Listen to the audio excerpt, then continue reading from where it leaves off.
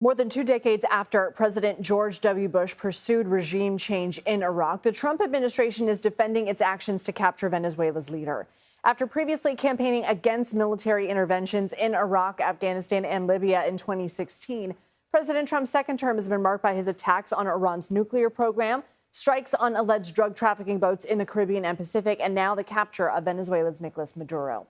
Joining us now is Klay, a U.S. Marine Corps veteran who served during the Iraq War, a National Book Award-winning author as well. Phil, thank you for being here. When you heard the Trump administration discuss its calls for regime change in Venezuela, how did that resonate with you? Incredibly poorly. Look, I am somebody who joined the Marine Corps. When I was thinking about joining the Marine Corps, I thought of the Iraq War as this sort of thing where, the worst that could happen is we depose an evil dictator, right?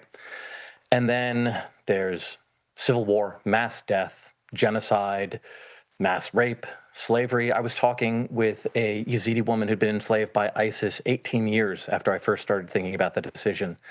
And she was talking about how there were still more slaves to be freed. I don't think that's going to happen in Venezuela. I certainly hope not. I know Venezuelan friends who are very hopeful and hope that something good comes out of this. But when you unleash military force and do this sort of thing, there is no bottom to how bad it can get. And that is an unstable area of the world. And so it strikes me as unbelievably irresponsible. President Trump has repeated claims he's personally now running Venezuela and that he wasn't afraid of boots on the ground. What lessons from your own experience are you hoping the White House will take into consideration?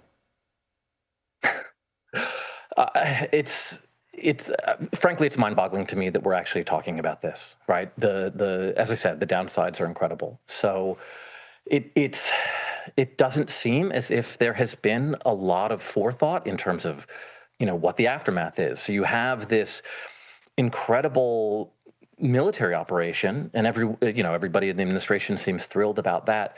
But if you compare the level of planning of the military operation to the articulation of what's going to happen, what's this going to mean in Venezuela, what it's going to mean around the world, you don't see much forethought. And certainly we have alienated a lot of people with this strike in the region, people who, we need for other aspects of American power. American power is always dependent upon allies. And if we act like sort of international thugs, we're going to get compliance at the barrel of a gun, but not much else. Phil Klay, thank you.